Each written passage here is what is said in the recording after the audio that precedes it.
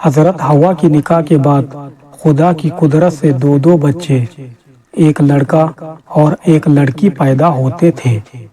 پہلے حمل کے لڑکے سے دوسرے حمل کی لڑکی کے ساتھ نکاح کر دیا جاتا تھا۔ چونکہ آدمی صرف حضرت آدم علیہ السلام کی اولاد سے تھے، اسی لیے نکاح کی اور کوئی دوسری صورت نہ تھی۔ ایسے ہی حضرت آدم کے یہاں قابل و اقلیمہ پیدا ہوئے اور دوسرے حمل سے حابل اور یہودا پیدا ہوئے۔ قابل کی بہن اقلیمہ حابل کی بہن یہودا سے زیادہ خوبصورت تھی۔ حضرت آدم علیہ السلام نے اسی دستور کے مطابق قابل کا نکاح یہودا سے جو حابل کے ساتھ پیدا ہوئی تھی اور حابل کا نکاح اقلیمہ سے جو قابل کے ساتھ پیدا ہوئی تھی کرنا چاہا۔ قابل اس پر راضی نہیں ہوا، چونکہ اقلیمہ زیادہ خوبصورت تھی، اس لیے وہ اس کا طلبگار ہوا۔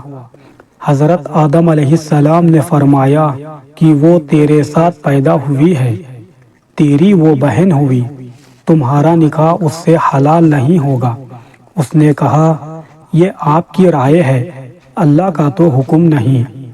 آپ نے حضرت آدم علیہ السلام نے فرمایا، تو تم دونوں قربانیاں لاؤ، جس کی قربانی قبول ہو جائے وہی اقلیمہ کا حقدار بنے۔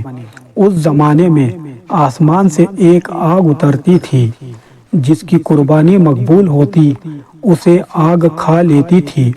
تو قابل نے گیہوں کا ایک بڑا ڈھیر لگا دیا اور حابل ایک بکری لے کر آیا، قربانی کے لیے پیش کر دی۔ پھر آسمان سے آگ آئی اور حابل کی قربانی کو لے لیا، قابل کے گیہوں کو چھوڑ دیا۔ اس وجہ سے قابل کے دل میں بغض، حسد پیدا ہو گیا۔ جب حضرت آدم علیہ السلام حج کے واسطے مکہ مکرمہ تشریف لے گئے، تب قابل نے حابل سے کہا، میں تجھے قتل کر دوں گا۔ حابل نے پوچھا، کیوں؟ کہنے لگا، اس لیے کہ تیری قربانی مقبول ہو گئی اور میری نہیں ہوئی، تو اقلیمہ کا مستحق ٹھہرا، میری اس وجہ سے ذلت ہوئی ہے۔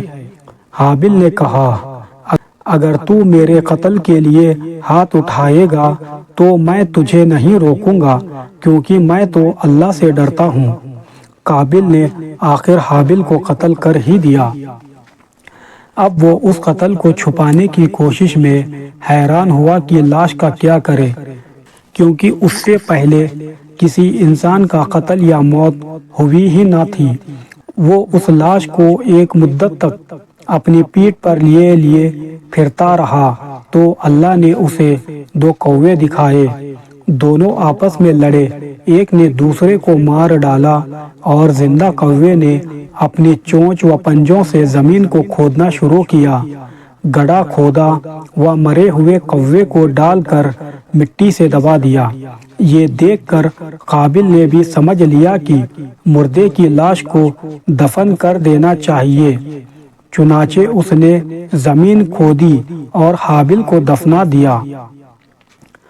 سبق: جو قتل سب سے پہلے ہوا وہ قابل کے ہاتھوں حابل کا قتل تھا، اور اس قتل کا سبب بنی عورت۔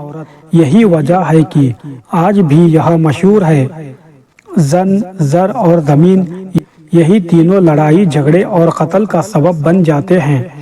آپ اس پر غور کریں گے تو پتہ چلے گا کہ اس کی بنیادی وجہ رہی ہے حدیث کا انکار کرنا، کیونکہ حضرت آدم علیہ السلام کے ارشاد کو قابل نے ان کی رائے کہہ کر نہیں مانا تھا۔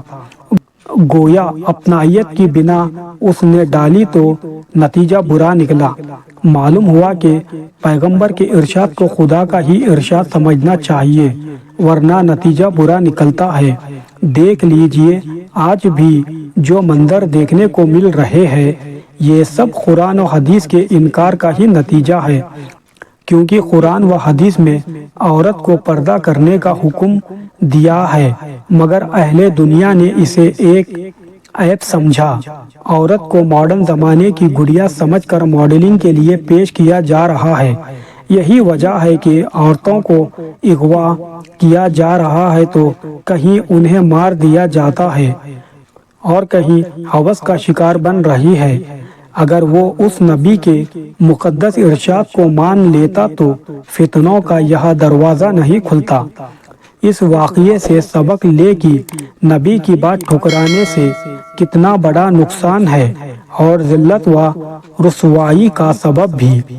خدا توفیق دے، آمین یا رب العالمین، والحمد للہ رب العالمین۔ اللہ حافظ۔